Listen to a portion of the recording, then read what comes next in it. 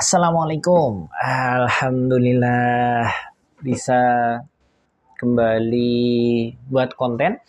Telah lebih dari 1 pekan tidak bercerita karena berbagai kegiatan. Hari ini, saya akan melanjutkan pembahasan setelah kemarin mengulik perjalanan seorang Resi Durna. Nah, kali ini saya juga ditemani sebuah wayang kulit. Ini milik murid saya yang tadi tag di studio. Qadarullah dititipin, jadi saya pinjam bentar. Setelah kemarin bercerita tentang Resi Durna dan perjalanannya, kali ini saya akan bercerita tentang saudaranya yang waktu itu bersamanya di Hargojembangan bernama Arya Sucitra.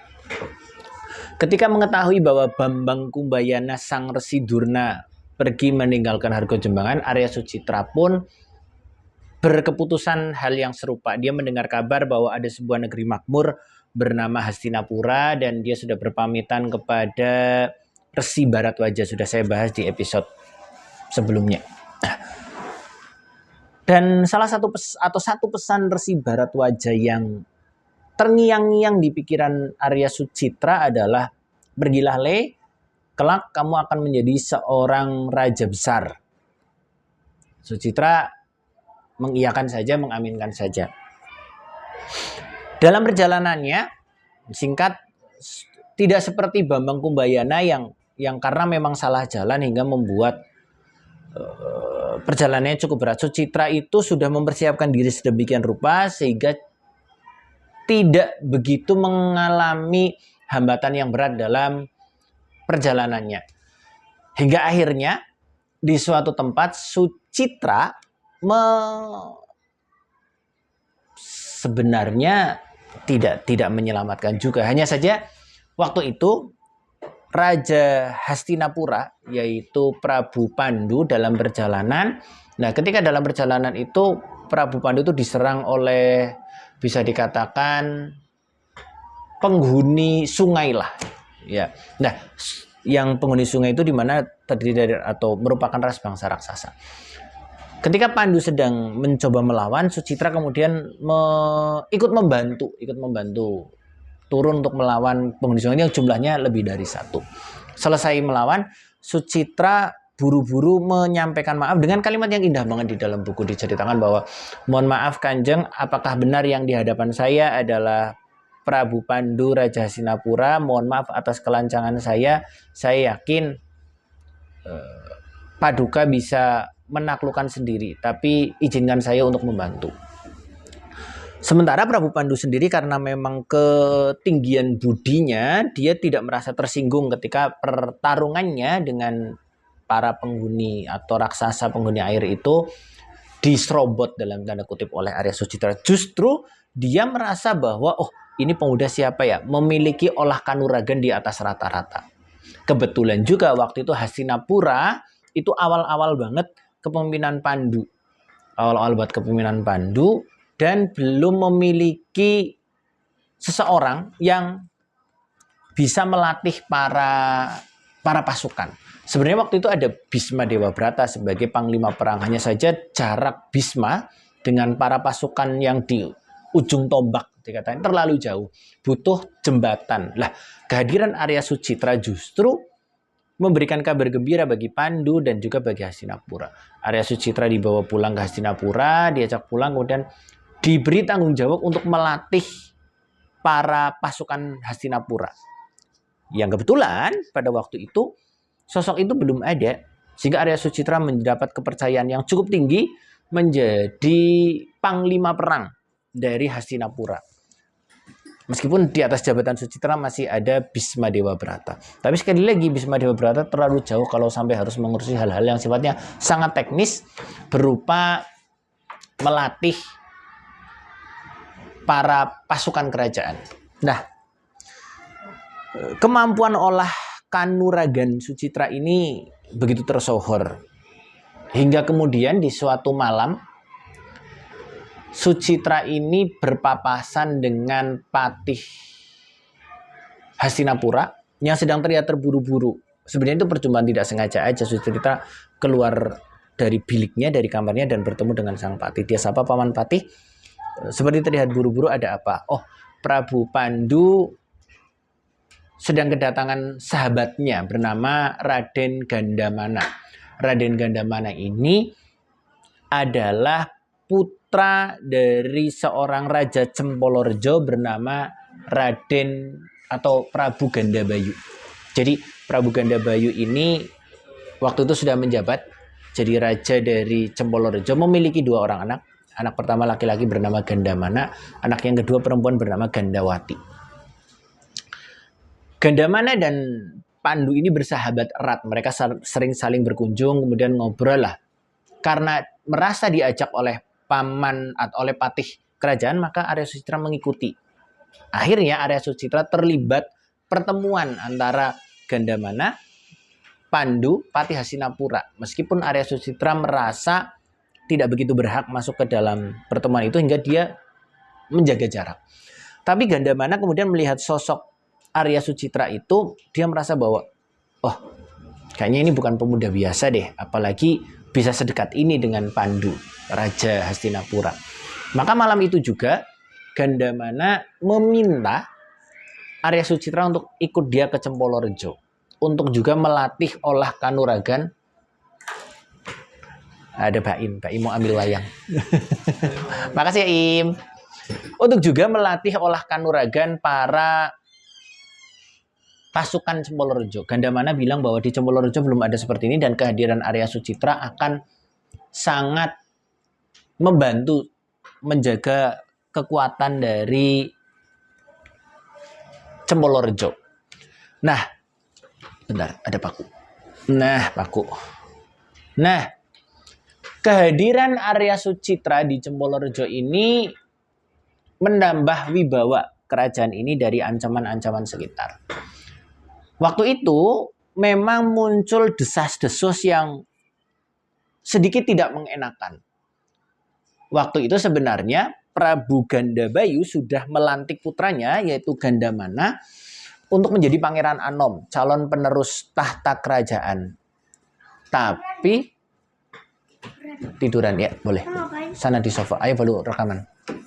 Ada Khalid. Tapi para ada Khalid. Tapi siapa? Para penasehat. Siapa ya? Lama Mas tadi no. Tapi bobotong sofa. Tapi para penasehat kerajaan Cempolorjo justru berpendapat sebaliknya.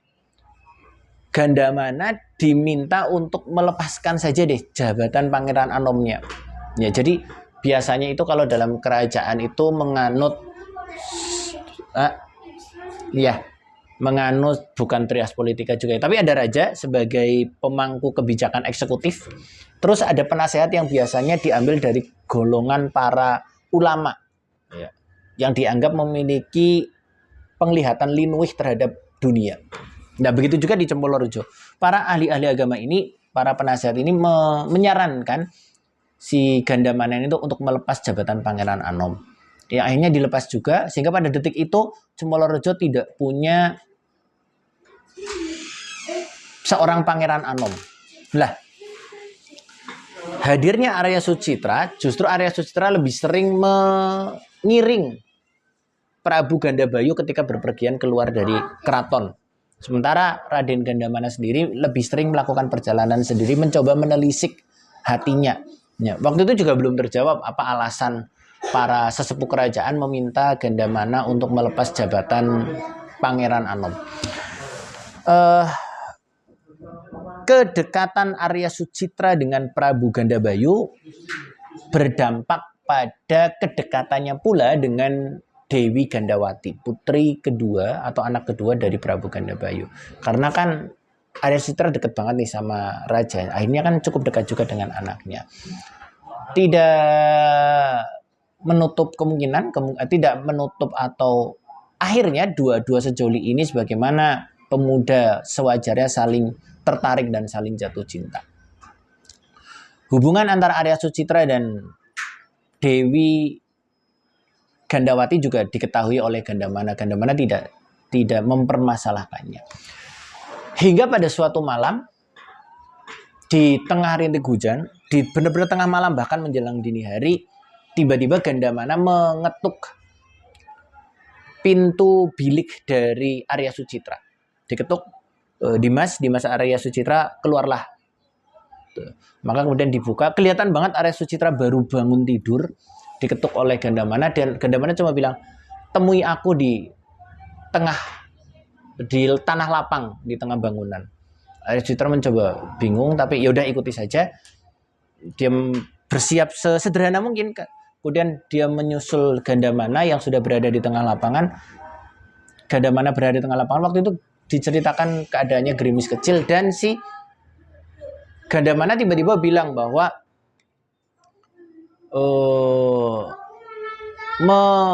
majulah wahai Dimas Arya Sucitra, akan aku atau keluarkan seluruh kesaktianmu. Malam itu juga Raden Gandamana mengajak Arya Sucitra untuk bertarung. Awalnya Arya Sucitra mengira ini olah kanuragan biasa sebagaimana yang sering dia lakukan dengan para kesatria. Tapi melihat jurus-jurus yang dikeluarkan oleh Gandamana, Arya Sucitra tidak yakin. Semua jurus yang dikeluarkan oleh Gandamana jelas sangat mematikan, dan tujuannya jelas-jelas ingin membunuh lawan bertarung yang detik itu adalah dirinya, yaitu Arya Sucitra. Sembari bertarung dengan Gandamana, Arya Sucitra mencoba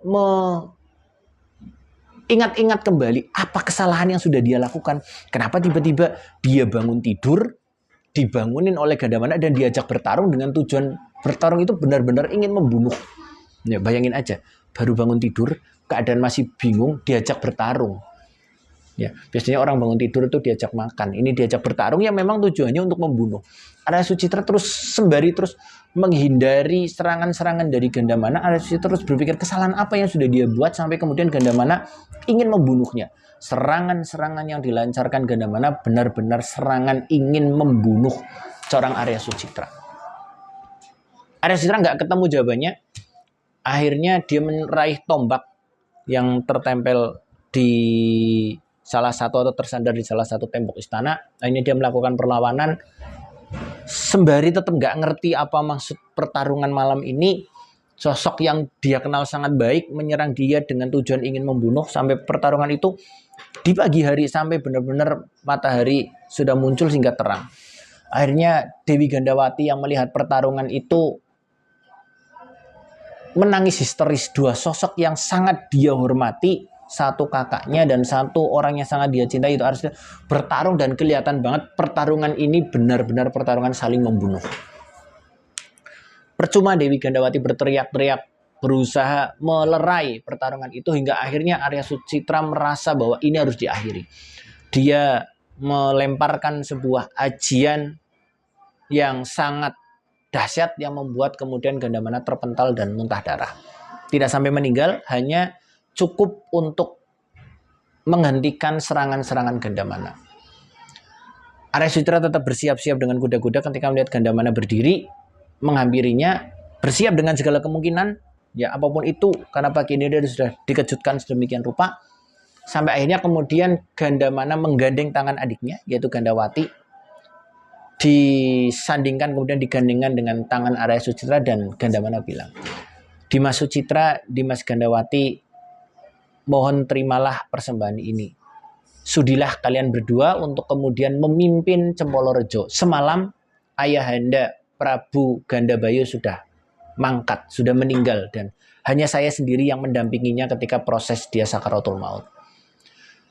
Dan mohon kalian berdua untuk memimpin Cempolorejo.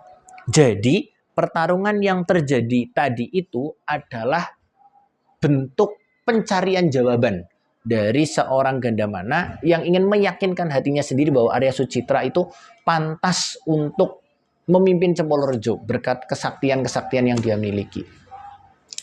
Arya Sucitra tidak tiba-tiba banget.